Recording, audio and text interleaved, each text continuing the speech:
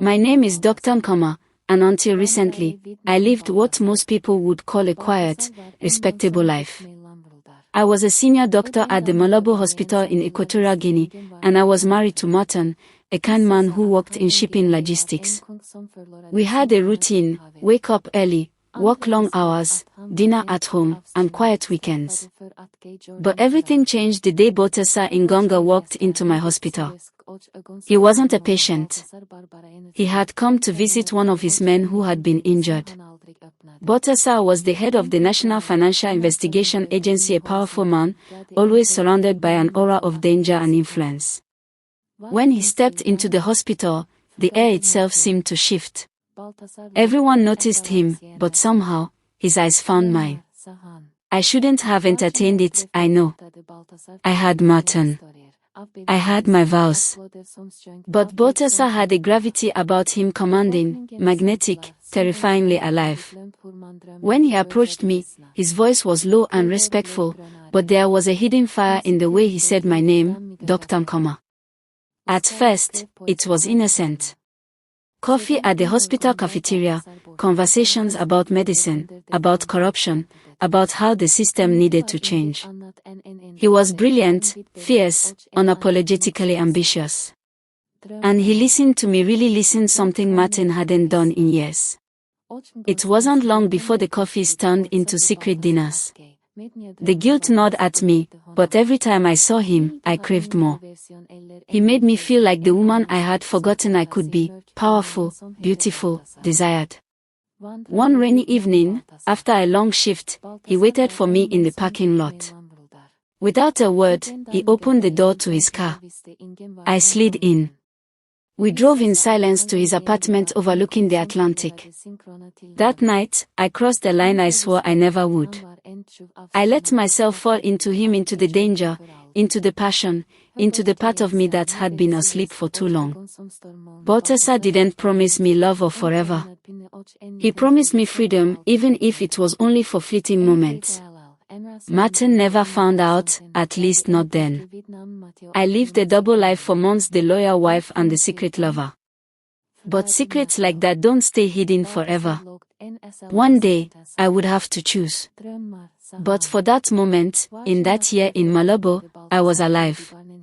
And sometimes I still wonder if I would do it all over again. Meeting Botasa was an accident. It was an ordinary Tuesday afternoon in Malabo Hospital, or at least, it started that way. I was in the emergency ward, halfway through a grueling 12-hour shift. The air smelled of disinfectant and stale coffee. Nurses bustled around, patients mourned quietly behind thin curtains, and the low hum of monitors filled the halls. I had just finished treating a young man, a government officer who had been brought in with a deep knife wound from a bar fight when the doors at the far end of the hallway swung open. That's when I saw him. Botasa Ingonga. At first, I didn't know who he was. He wasn't in uniform, no badges, no entourage. Just a tall man in a sharply tailored navy blue suit, his face carved from stone, serious, intense, with a scar just barely visible at the corner of his jawline. His eyes, dark, calculating, swept across the ward until they landed on me. For a second, I froze. He didn't walk like a visitor. He walked like he owned the place. "Doctor," he said simply, his voice steady but low, "I need information about one of your patients." I straightened, instinctively defensive. "I'm sorry, sir. Patient confidentiality. You have to speak to administration." He smiled, not warmly, but like a man who was used to getting what he wanted. "I am Botasa Ingonga," he said, head of the National Financial Investigation Agency. He slipped me a card almost like a magician performing a trick. "This concerns national security." I hesitated, feeling the weight of his name even before I fully understood it. Everyone in Equatorial Guinea knew about Botasa, about the power he held, about the fear he commanded. Still, rules were rules. I told him to wait. He didn't wait. Instead, he followed me calmly, silently as I moved down the hall. I should have stopped him, reported him even. But something about the way he carried himself, the danger that clung to him like expensive cologne, made me keep walking. I finally turned to him outside the patient's room. "You can't be here," I said, firmer this time. He looked at me, really looked, and for a moment, all the noise in the hospital seemed to fade away. "I don't want trouble for you, Dr. Nkoma," he said, his voice softer now. "I just need a minute. You have my word." The way he said my name sent a shiver down my spine. No one ever said it like that, like it was something precious. Against my better judgment, I allowed him inside for a brief visit. He stayed just a few minutes, exchanging a few tense words with the injured officer in Spanish. When he came out, he thanked me, a real thank you, not the forced, bureaucratic kind I was used to. And then, something strange happened. Instead of leaving immediately, Botesa lingered. He asked me about my work, real questions, like he actually cared. He complimented the way I handled a chaotic ward. He noticed things no one ever bothered to notice. That afternoon ended with a simple offer: "If you ever need anything, Dr. Nkoma, call me." He slipped his card into my coat pocket again, deliberate, confident, and walked away without waiting for a reply. I stood there for a long time, the hospital noises flooding back into my ears, my heart pounding against my ribs. Something had shifted, and deep down, I knew it. That was how it began, not with a grand gesture, not with a stolen kiss, but with a moment of quiet electricity that neither of us could ignore. After that first encounter, I told myself it would end there. I stuffed his business card deep into the bottom drawer of my office desk and tried to forget the way his voice curled around my name. But Botesa wasn't someone you forgot easily. A few days later, he returned to the hospital, no official reason this time. He appeared late in the evening, just as the sun was sinking behind the mangrove trees outside, setting the city in gold and red. I had just finished the surgery and was bone tired. He leaned casually against the doorframe of the break room where I was sipping stale coffee. "You look exhausted, Dr. Nkoma," he said with a smirk. I narrowed my eyes. "What do you want?" He chuckled. "To thank you properly. Let me take you to dinner." I should have said no. I almost did. But something inside me, something restless, something reckless whispered, "Say yes." I agreed. That first dinner was at a quiet restaurant tucked into a hidden corner of Malabo, the kind of place where people like Botesa didn't get recognized, or if they did, no one dared approach. We talked for hours about the country, about corruption in high places, about medicine and justice and everything in between. He was sharp, cynical, magnetic. He made me laugh in a way Martin hadn't in years. After that, it became a pattern. He would show up once a week, never calling ahead, and we'd go somewhere, a private beach, a rooftop bar, a late-night cafe. Always somewhere hidden, always just the two of us. Every time, we inched closer to the edge. A lingering touch on my wrist as he handed me a glass. His hand pressed against the small of my back, guiding me through a door. His eyes lingering too long on my lips when I spoke. I was playing with fire, and I knew it. But I couldn't stop. The night it finally happened started with a storm. Malabo's rainy season had arrived, and the skies cracked open with violent sheets of water. Botesa had insisted on picking me up after my shift, "to keep you from drowning," he said with a grin. We drove through flooded streets, the city lights blurred into watercolor smudges against the windshield. He took me to his apartment, a sleek, modern place overlooking the ocean, cold and beautiful like him.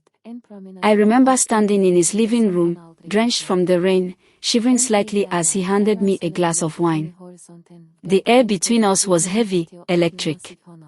"You can stay until the rain slows," he said, his voice low. I should have left. I should have said thank you and called Martin and made some excuse about a late shift. But when Botesa stepped closer, when he brushed a damp curl from my forehead and let his fingers linger against my skin, I didn't move away. I looked up at him, at the danger in his eyes, at the fire that had been burning between us for weeks, and I let it happen. He kissed me like he had been holding himself back for too long, rough, hungry, desperate. I kissed him back with the same hunger. I don't remember how we made it to his bedroom. I only remember the feeling of finally surrendering, of dropping the mask I wore every day. That night, I wasn't Dr. Nkama, the careful wife, the loyal doctor. I was just a woman who had been really seen for the first time in years. When it was over, we lay tangled in his sheets, the sound of the storm still raging outside. I knew there would be consequences. I knew nothing would ever be the same.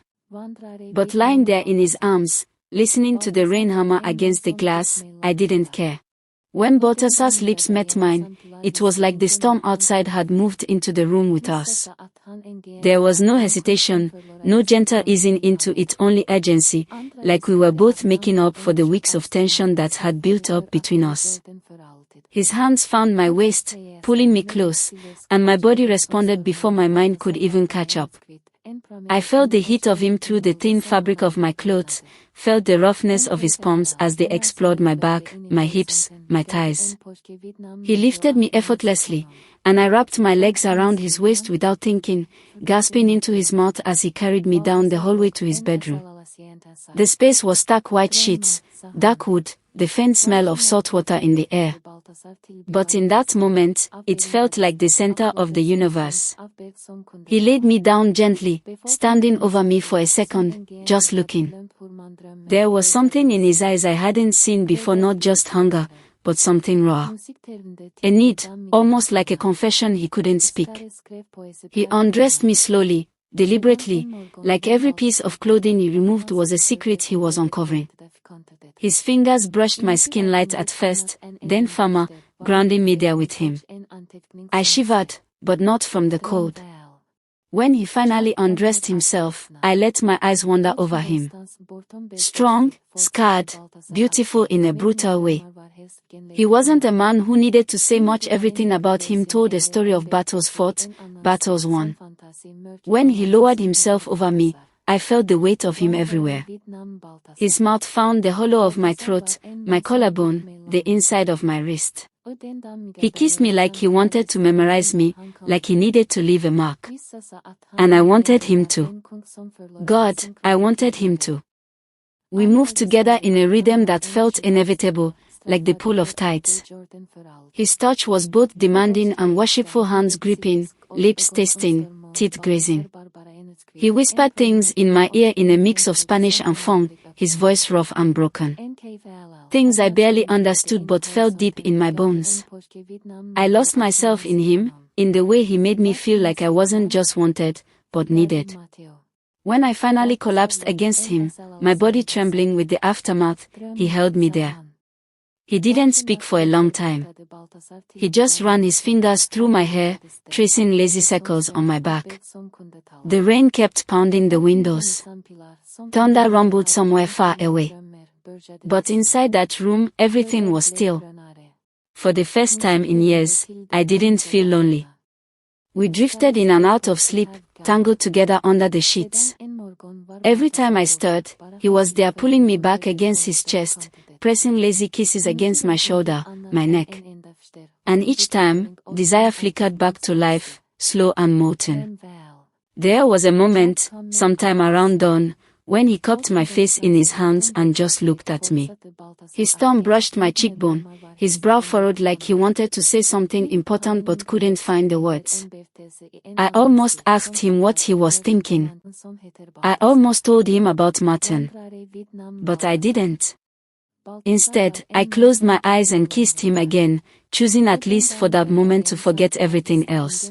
The next morning, I woke to pale light slipping through the curtains, casting a soft glow over Balthasar's bedroom. For a few seconds, it felt like none of it was real, just a fever dream conjured by the storm. But then I turned and saw him beside me, sleeping on his back, one arm thrown carelessly over the sheets. And I knew it had all happened. The guilt hit me like a cold wave. I sat up quietly, trying not to wake him, and slipped out of bed. I found my clothes crumpled near the door, my phone dead in my purse. I didn't even know how many missed calls were waiting for me. I stood there, fully dressed but paralyzed, part of me desperate to run, the other part unwilling to leave him.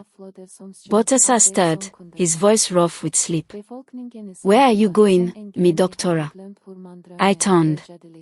He was watching me, eyes half-lidded but sharp. He always watched like that, like he could see too much. "I should go," I whispered. "I have a life." Something dark flickered in his gaze.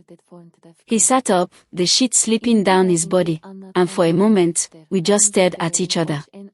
"You mean him?" he said, voice flat. I swallowed hard. "Yes. I'm married." Balthasar's jaw tightened. His fingers flexed against the mattress. "You love him?" he asked, like he was asking if I loved the rain outside, or the hospital things he already assumed had their place but didn't threaten him. I opened my mouth, but the words got stuck. Did I love Martin? I had, maybe I still did, in that dull, quiet way love can survive in a marriage, one thing by time and routine. But what I had felt last night, that wild, burning thing, I hadn't felt with Martin in years. "I don't know anymore," I said finally, my voice barely a whisper.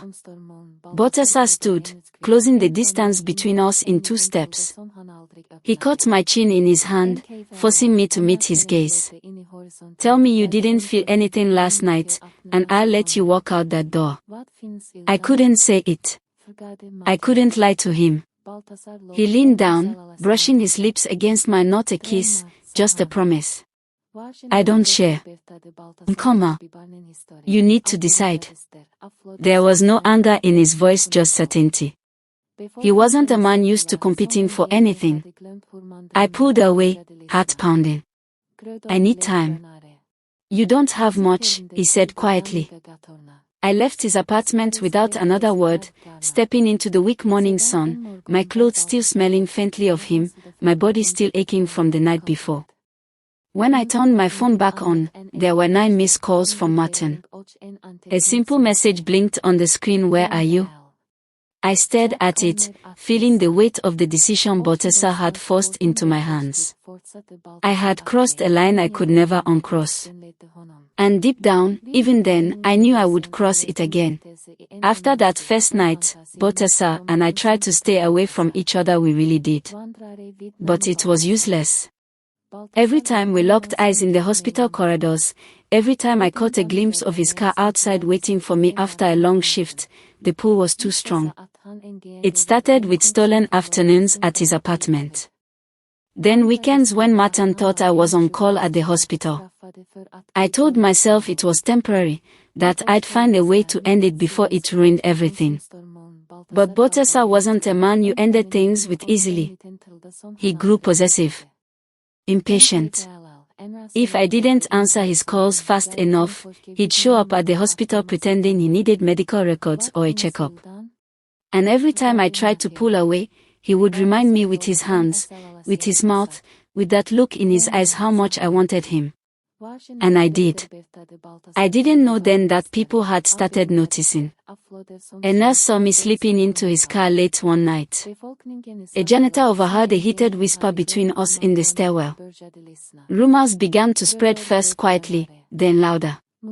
Balthasar, being who he was, the head of the National Financial Investigation Agency, had enemies. Powerful ones. Men who hated him, feared him. They wanted to see him fall. And I had just handed them the perfect weapon. One evening, about 3 months after it all started, Martin confronted me. He found a pair of earrings Balthasar had given me hidden in my purse. I lied, of course. Said they were from a patient, a gift for good service. Martin didn't believe me. He grew suspicious, started asking questions. At the same time, Balthasar's agency was under heavy investigation. Anonymous tips flooded the system, accusations of corruption, abuse of power, illegal financial dealings. They tapped his phones, seized his emails, froze accounts. One of those tips included photographs of us.